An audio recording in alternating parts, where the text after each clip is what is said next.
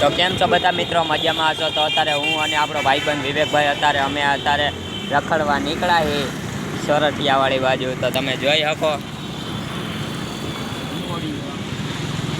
શકો અત્યારે દિવાળીનો માહોલ છે. તો અહીંયા ફટાકડા છે,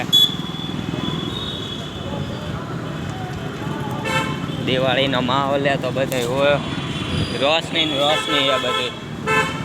તો તમે જોઈ લો અહીંયા.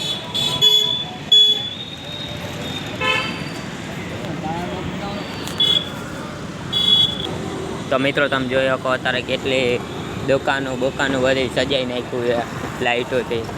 જોઈ શકો તમે, લાઇટોથી ગોઠવી નાખ્યું છે.